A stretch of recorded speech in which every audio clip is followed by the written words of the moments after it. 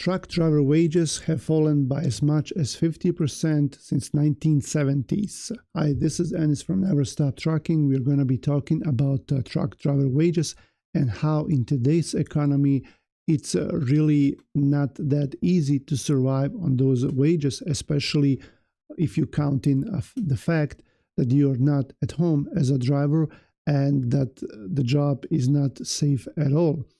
In this article that I just read on Business Insider, they were claiming that because of the Motor Carrier Act from 1980, everything in trucking fell down as far as the trucking companies went, and truck drivers, they lost to consumers. Why do I say that? Because the consumers really saved much money, because up until then the trucking companies have these contracts, and they were actually buying contracts from each other for a lot of money, and the prices were regulated, and that had an effect on goods, that they had higher prices because of the higher transportation costs. After that, they said that from 1980 to 1990, the number of trucking companies doubled in the United States because the Motor Carrier Act enabled more trucking companies to be opened up easier and faster, and a lot of people went into the business. Now we think that that's bad. Well, look what happened after that. By 2000s, when I first got here in 2001, I started in the trucking industry as a driver, and at that time the fuel prices were not as high as today, and the owner-operators and company drivers were still making decent income. And then we would have the house market collapse. And then after that, we had the COVID pandemic. And after that, everything started going down because after everyone was recovering from COVID, there was a lot of injection of money by the government into the economy, and a lot of trucking companies got a lot of free money.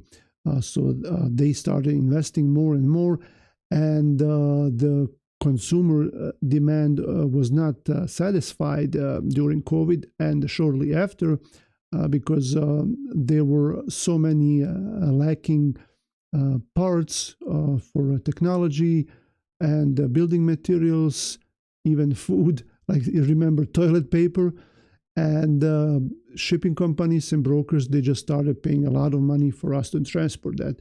So a lot of trucking companies started making a lot of money all of a sudden, and then what happened, others saw that trend and they wanted a piece of cake. They got into the trucking. Some of them had no idea what trucking is, and some of them just started expanding really crazy in an unhealthy way. And now we have so many trucks on the road, so many new companies, and now no one is making any money. And this also has a negative effect on drivers' wages, company drivers as well as owner-operators. Let's look at the owner-operators first. Owner-operators, you have to take into account their expenses. Sure, a few years back, when owner-operators were making around $200 to $300 a year, that was the gross revenue. Of course, you had to deduct the fuel and the maintenance and all other expenses.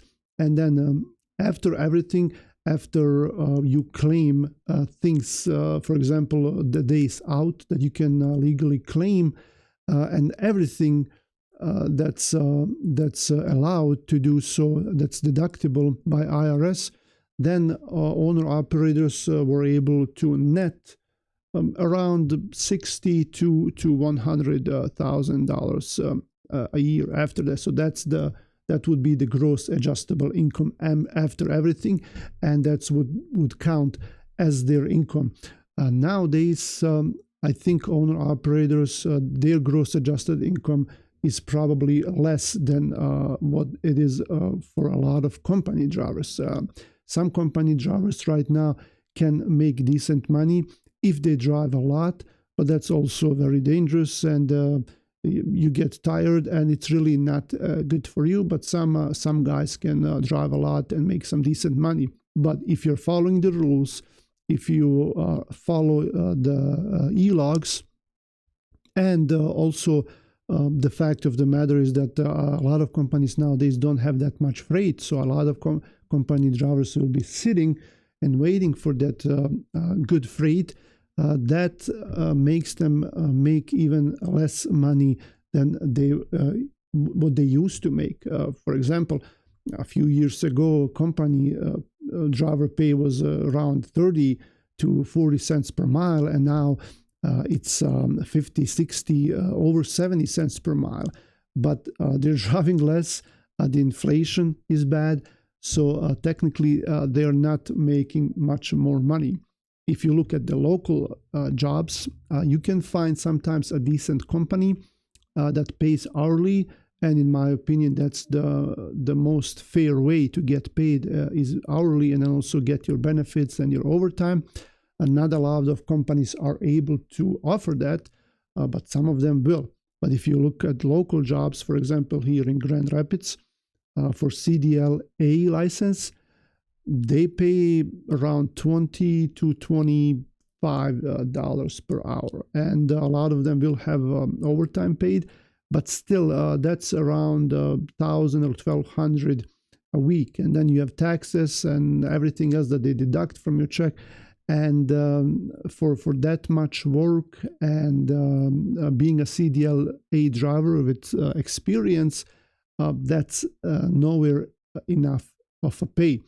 Some companies rarely they will pay around $30 per hour, and you can see that sometimes those ads, and you can probably land a good job at a company like that. But the question is, how busy are they? Maybe you're gonna have 40 to 60 hours 1 or 2 weeks, but then the third or fourth week you're not gonna have that many hours. So then you're gonna suffer. So right now, unfortunately, and it's been 50 years, right? Over 50 years since 1970s, and the truck drivers are making 50% less of what they used to make. That's really sad, and you cannot blame older people who have been in this business for a long time that they're getting out. Also because of the fact that there are so many regulations with FMCSA, and a lot of brokers are demanding tracking, things like that. They want pictures of the truck, a picture of the VIN of the trailer, all these updates, calling you in the middle of the night. No respect when you get to a shipper or receiver or on the road from other drivers as well. And also, it's really not a surprise that younger generations don't want to get into the trucking, and I would also not advise them. Like we all need drivers for all our companies, but I'm not gonna lie to anyone. If they ask me for my opinion, I would tell them don't go into the trucking unless you have a very specific reason. Maybe you like driving. Maybe you want to see the country. Maybe this lifestyle attracts you. So that's different. Maybe you found a good job where you can make some good money. You don't have a family.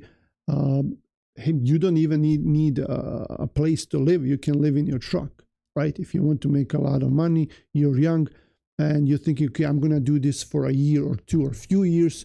I'm pretty sure you can make some money like that, but just keep in mind, you're not going to be at home. There's going to be a lot of sacrifices. You're not going to have a social or a romantic life, and you're going to be working a lot, and it's not safe. But hey, if you're young, you want to make some money, save some money that way, I'm pretty sure you can make okay, and then also save some money if you're not going to these restaurants every day.